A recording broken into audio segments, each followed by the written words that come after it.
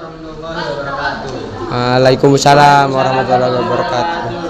Berdirinya kami di sini ingin mempresentasikan tentang kehormatan 40 cabang iman dan menutup air. Menjaga kehormatan akan dibacakan oleh Siva. Menjaga kehormatan adalah sikap yang dapat menjaga seseorang dari melakukan perbuatan-perbuatan dosa, baik yang dilakukan oleh tangan, lisan, atau kemaluannya, termasuk di dalamnya meninggalkan hal-hal yang mungkar untuk melindungi diri dari hal-hal yang tidak pantas atau berlebih-lebihan. Lafaznya akan dibacakan oleh Bilal.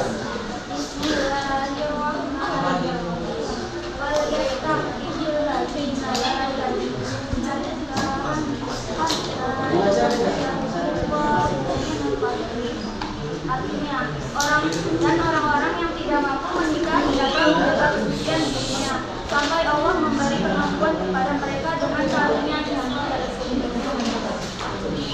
Menutup air akan dibacakan oleh Rita.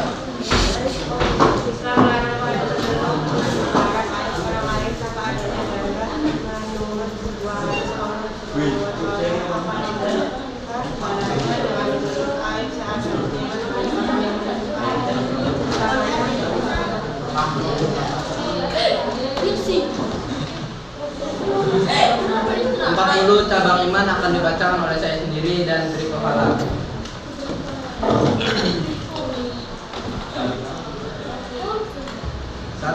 Bersuci atau taharah termasuk di dalamnya kesucian badan, pakaian, dan tempat tinggal. 2.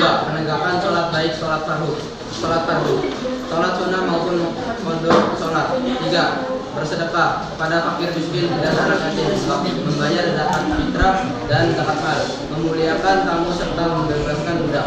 4. Menjalankan puasa wajib dan sunnah. 5. Melaksanakan haji bagi yang mampu. 6. Beriktikaf di dalam masjid, termasuk diantaranya adalah mencari Lailatul Qadar. 7. Menjaga agama dan bersedia meninggalkan rumah untuk berhijrah beberapa waktu tertentu. 8. Menyempurnakan dan menunaikan nazar. 9. Menyempurnakan dan menunaikan sumpah. 10. Menyempurnakan dan menunaikan kafarat.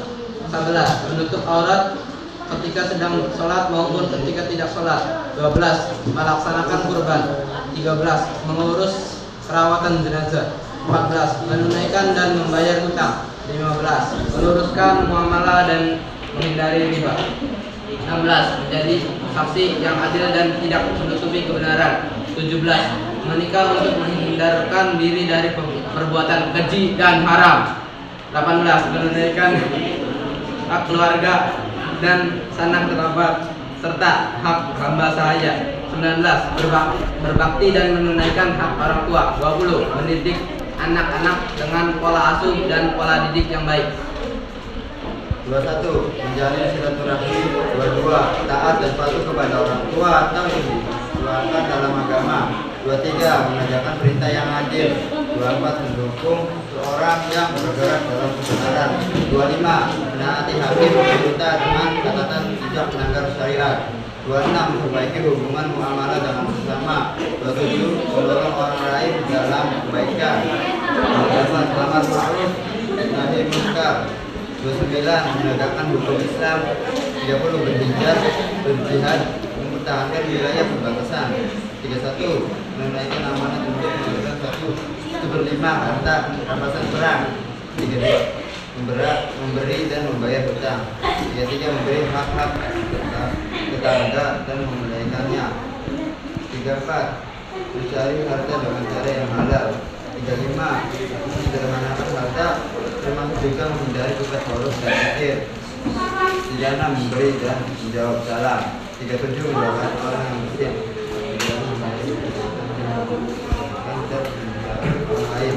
39. Menghindari permainan dan benda gurau.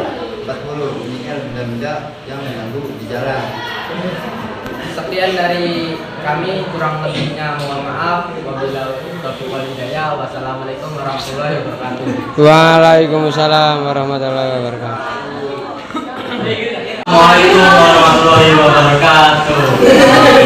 Warahmatullahi wabarakatuh. Kami di sini akan menjelaskan tentang 30 cabang iman. Ayat 30 cabang iman. Yang pertama akan dijelaskan oleh Tegar. Bayu.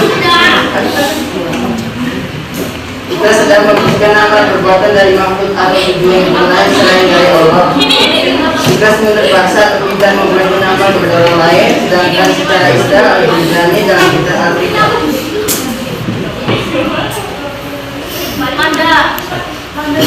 Selanjutnya yaitu zuhud yang dibacakan oleh saya sendiri. Zuhud adalah pola hidup yang menjaga diri dari pengaruh harta atau masalah duniawinya, atau tidak terlalu menyibukkan diri terhadap hal yang bersifat pendek, melainkan lebih memfokuskan pada kehidupan akhirat. Secara bahasa, zuhud artinya menjauhi, menghindari, meninggalkan, atau tidak menyukai. Sebagaimana pengertian zuhud ini dalam firman Allah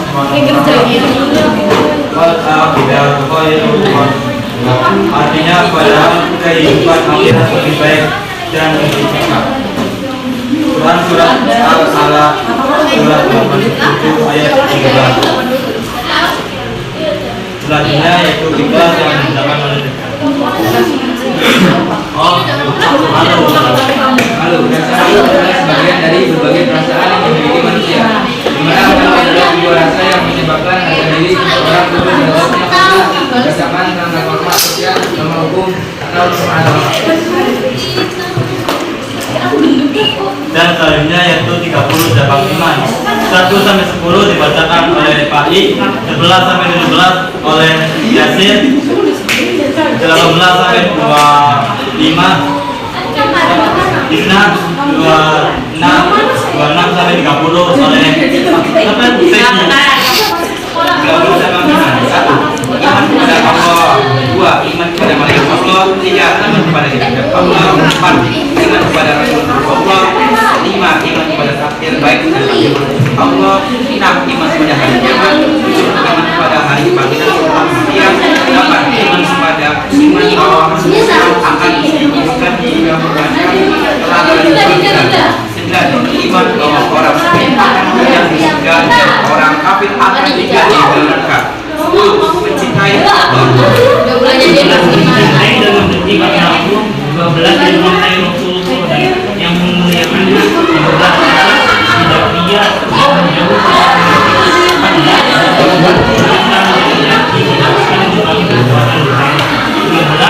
kepada Allah. 16 menghadap 16 tidak putus asa dari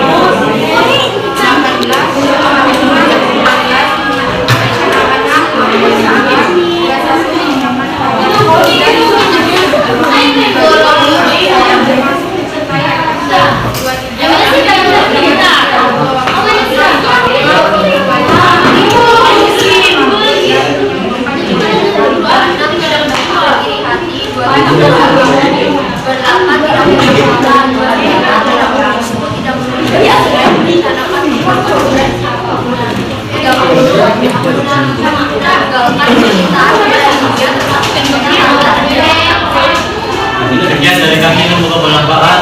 Bila ada salah maupun kurang, mohon dimaafkan. Assalamualaikum warahmatullahi wabarakatuh. Assalamualaikum warahmatullahi wabarakatuh. Waalaikumsalam warahmatullahi wabarakatuh. Kami dari kelompok 2 akan presentasikan tentang memenuhi janji, bersyukur atas nikmat, memelihara lisan dan cabang ilmu yang berkaitan dengan lisan. Memenuhi janji, surat dan ayatnya akan dibacakan oleh Agung. Memenuhi janji merupakan salah satu bentuk keimanan dalam Islam. Memenuhi janji merupakan perbuatan yang penting dalam Islam. Allah Subhanahu wa Ta'ala bahkan menegaskan perihal janji yang harus ditepati melalui firman-Nya dalam surah Al-Isra surat 17 ayat ke-34 sebagai berikut. Bismillahirrahmanirrahim. Wa la taqulu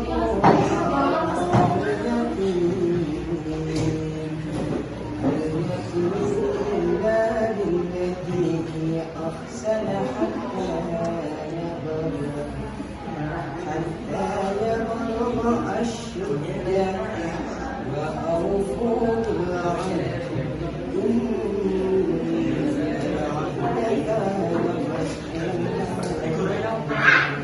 Artinya, janganlah kamu mendekati harta anak yatim kecuali dengan cara yang terbaik, dengan mengembangkannya sampai dia dewasa dan penuhilah janji, karena sesungguhnya janji itu pasti diminta pertanggungjawabannya.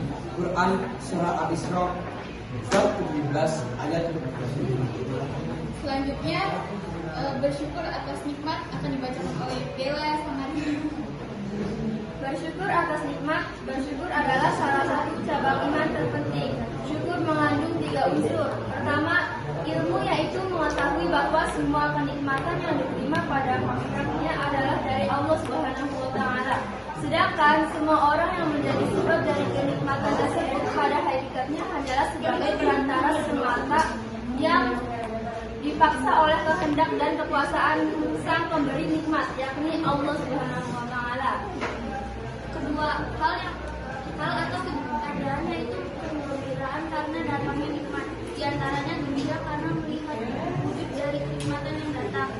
Ketiga, amal, yaitu kenikmatan yang telah diterima, di antaranya keinginan hawa nafsu dan maksiat. Selanjutnya, memelihara lisan yang akan dibacakan oleh Suci sama Aura. Menjaga dan memelihara lisan dan tutur kata merupakan anjuran untuk umat Islam yang tercantum di dalam Al-Quran dan hadis. Baiknya bertutur kata, alangkah baiknya kita sangat menjaga kendali diri melalui apa yang kita utarakan, yakni lisan. Utamakan menjaga lisan, mendapatkan derajat tinggi sebagai orang Muslim. Kadar iman dan takwa semakin meningkat. Amal yang menempuh pahala, takwa binasa di akhirat, dijauhkan dari neraka, surga dan jadi menjalankan.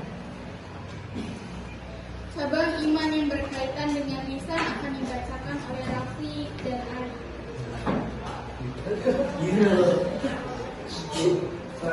Cabang iman, ada 7 cabang iman di sini. Yang pertama, membaca kalimat thayyibah.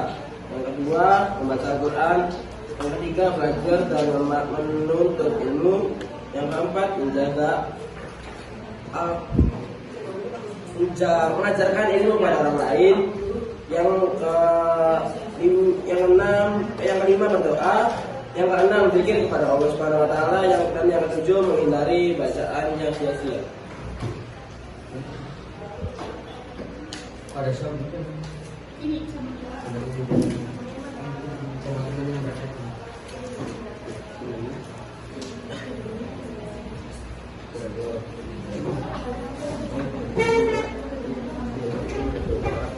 cabang iman yang berkaitan dengan lisan.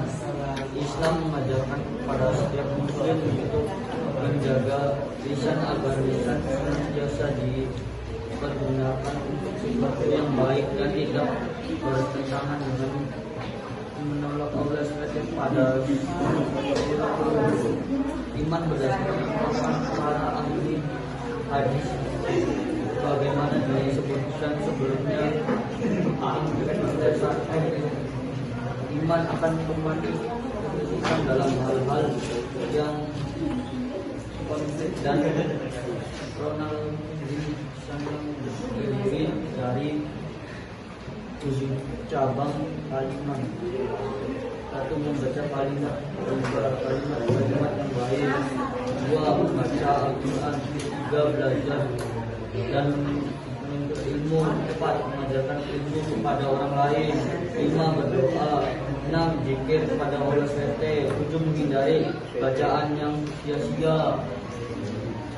Sekian presentasi dari kami, kurang lebihnya mohon maaf. Wassalamualaikum warahmatullahi wabarakatuh. Assalamualaikum warahmatullahi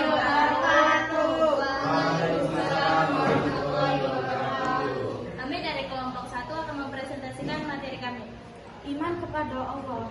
Menurut Iman Al-Ghazali, iman kepada Allah dapat berupa rasa takut tidak diterimanya taubat. Takut kepada Allah mempunyai 3 tingkatan. 1. Khauf, yaitu rasa takut kepada Allah atas dasar iman. 2. Khasya adalah rasa takut kepada Allah atas dasar iman dan ilmu. 3. Haibah yaitu rasa takut kepada Allah atas dasar iman, ilmu, dan ma'rifah mengenal Allah. Tanda-tanda takut kepada Allah: 1. Menjaga lisan dari perkataan dusta. 2. Menghindari iri dengki. 3. Menjauhi makanan haram. Berharap kepada Allah. Bagi orang-orang yang berharap dan percaya kepada Allah, situasi sesulit apapun tidak selalu membuatnya terpuruk. Sebaliknya mendatangkan nyanyian syukur dan kemenangan. Tawakal istilah arti tawakal adalah menyerah suatu urusan kepada kebijakan Allah Subhanahu wa Ta'ala yang mengatur segala manfaat. Tawakal membantu seorang untuk lebih tenang dan merasa damai. Ini di belakang nggak punya. Cabang iman yang berkaitan dengan niat, akidah, dan hati. Pembahasan tentang iman tentu tidak bisa dilepas dari pembahasan tentang keyakinan. Orientasi tentang pembahasan iman ini diberatkan pada jiwa atau hati, karena pusat dari keyakinan seseorang adalah hati. Orang yang beriman yaitu orang di dalam hatinya, di setiap ucapannya,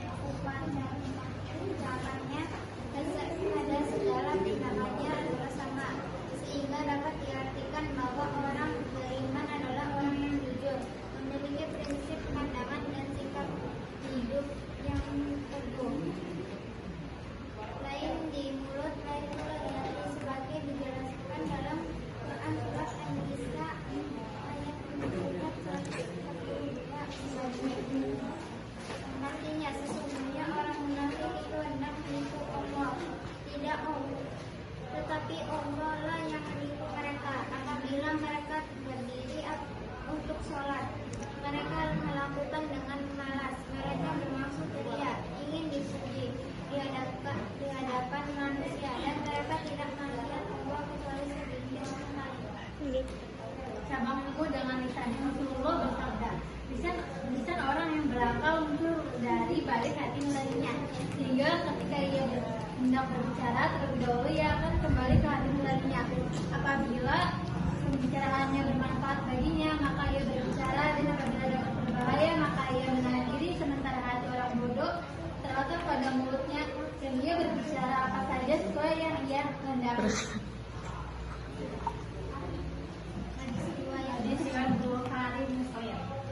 Sekian presentasi dari